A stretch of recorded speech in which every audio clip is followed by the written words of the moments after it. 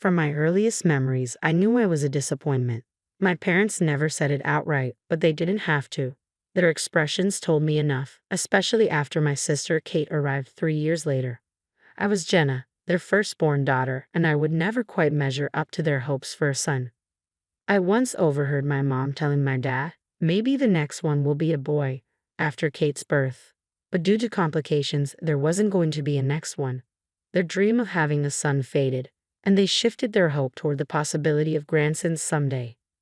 Growing up, I watched Kate charm our parents effortlessly. She had a knack for it, flashing those big brown eyes to get whatever she wanted, while I learned to rely on myself. I knew I had everything I needed: clothes, food, a roof over my head, and an education. But emotional warmth was always scarce, at least for me. I gradually accepted this, building my own sense of self-reliance. In high school, I announced over dinner, I'm going to study economics. Mom and Dad exchanged glances. Are you sure, honey? Mom asked hesitantly. What about something more suitable for a young lady, like teaching or nursing? Despite their objections, I held firm, already having secured a partial scholarship to State University. My resolve only seemed to confirm their disappointment, and as usual, they barely hid it. Meanwhile, Kate's announcement that she wanted to study psychology was met with immediate enthusiasm.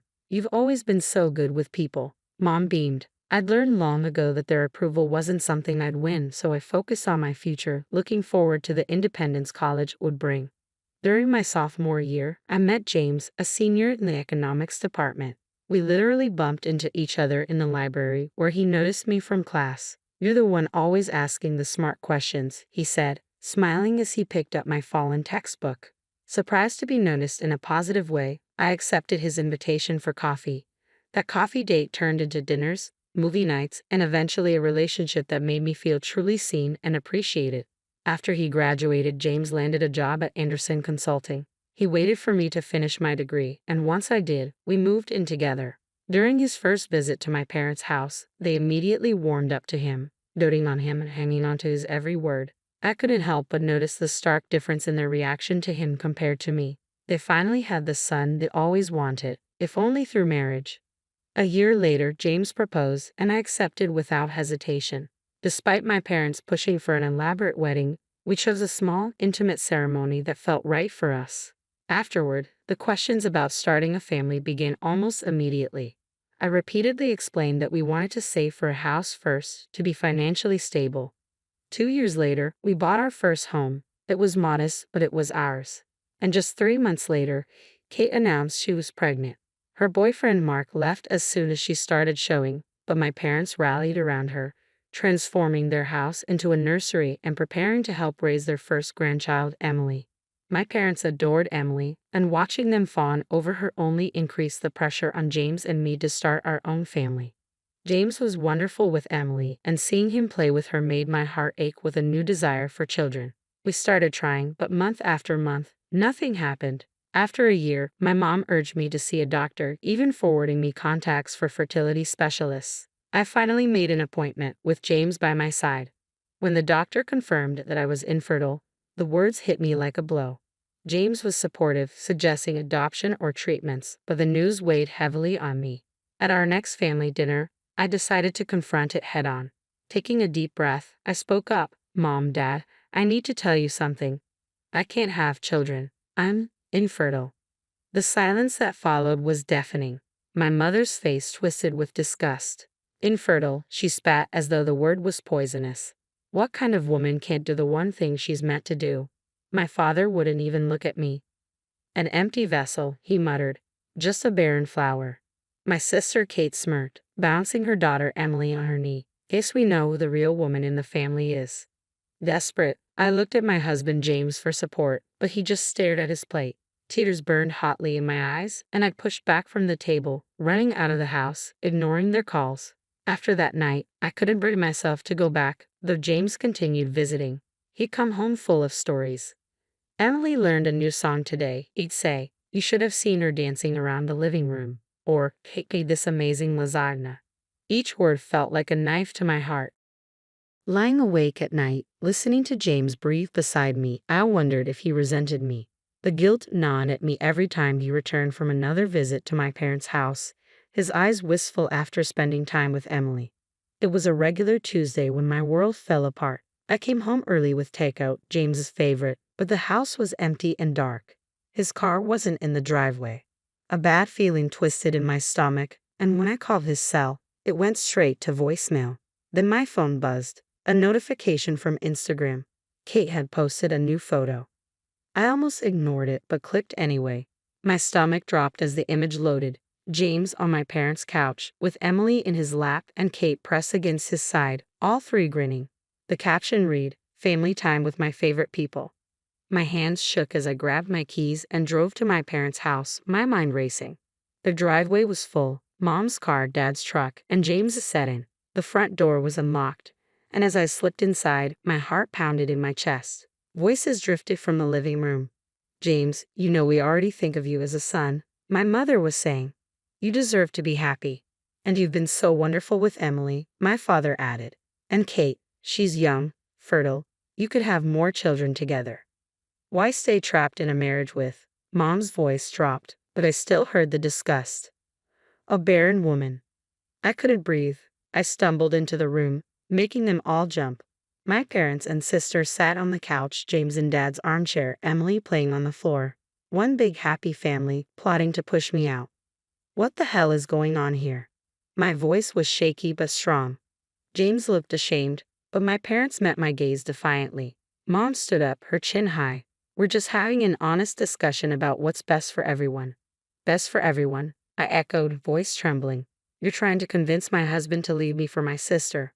"Someone has to think about his future," Dad snapped. "You can't give him what he wants, what he deserves. Kate can." I turned to James, waiting for him to defend us, to say they were wrong. But he stared at the floor.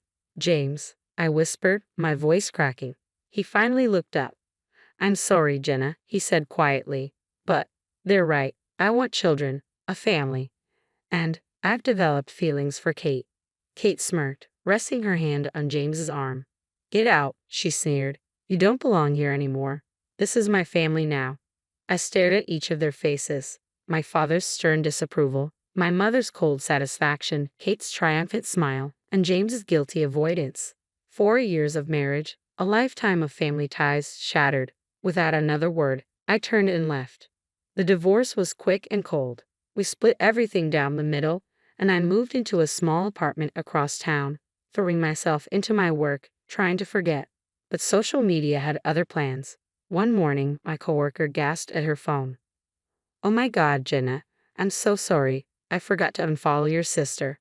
She tried to hide her screen, but I'd already seen it. Kate in a massive white dress, James in a tux, my parents beaming beside them. "It's fine," I said, even though it wasn't. A year later, another announcement popped up. "Welcome, baby Rose." My replacement had provided the daughter they'd always wanted, giving James his perfect little family. I deleted all my social media accounts that day. Life, however, has a funny way of surprising you. I was grocery shopping one Saturday when my cart collided with someone else's.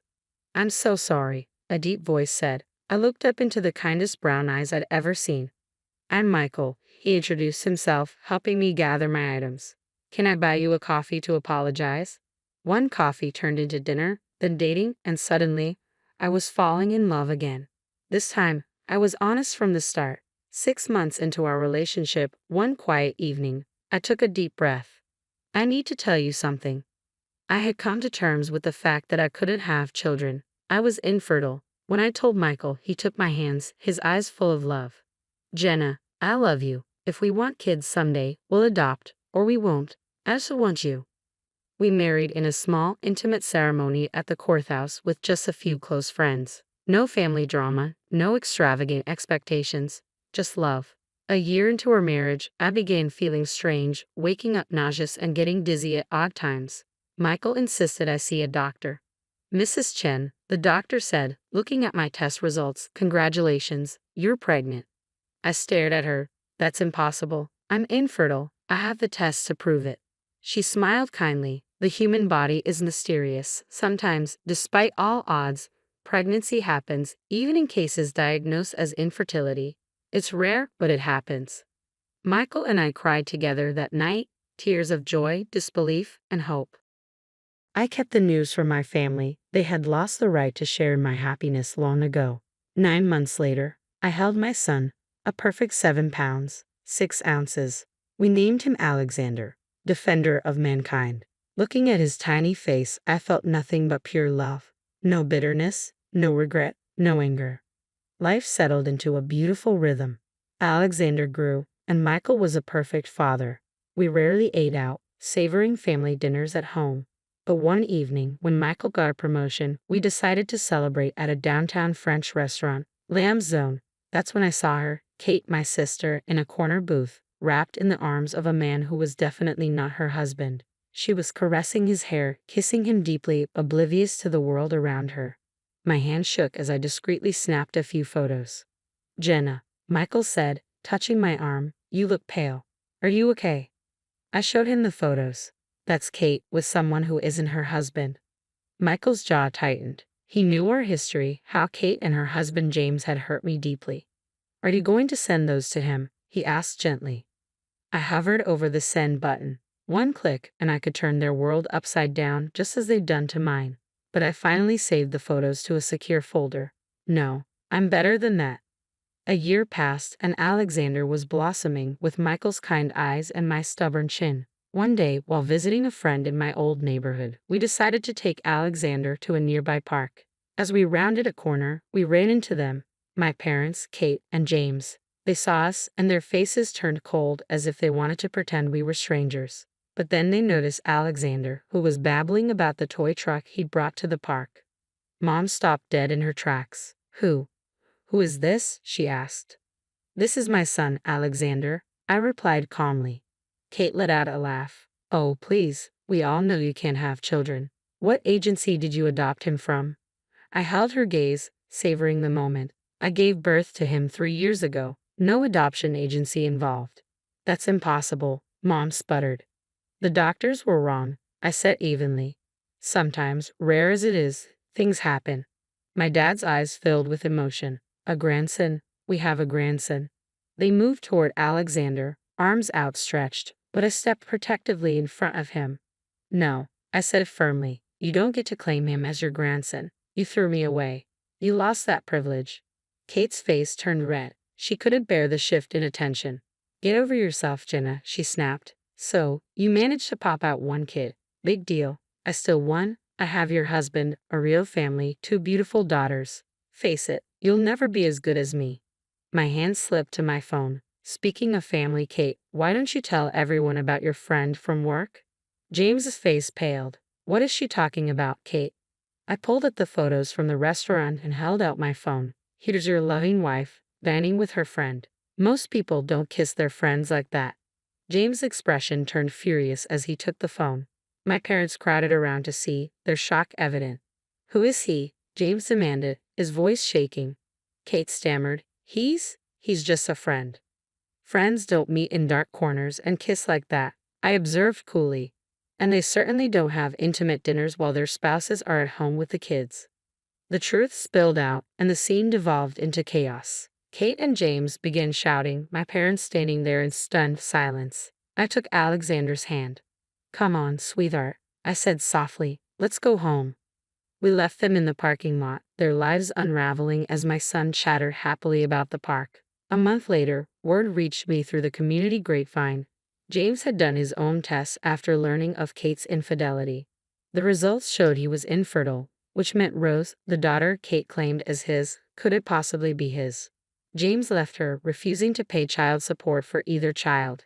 Kate moved back in with her parents, her life in ruins. They all tried to reach out to me, calls, emails, even showing up at our door. But I had moved on. "Please, Jenna," Mom begged through the door. "We made a terrible mistake. Let us be part of Alexander's life. He's our only grandson."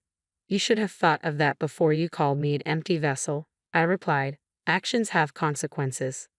Michael wrapped his arms around me later that night. "Family isn't about DNA," he said softly, watching Alexander play on the floor. "It's about love, respect, and loyalty. They showed you none of those things." He was right. My family was here, in this little home filled with laughter and joy, with my miracle son and my husband who loved me, whether I could have children or not. I had everything I needed. Sometimes the family you're born into is the family you're meant to have. Sometimes you have to build your own with people who choose you back. I chose Michael and he chose me. We chose Alexander and he chose us back with every smile, every word, and every step. That's what real family is. And I wouldn't trade it for anything.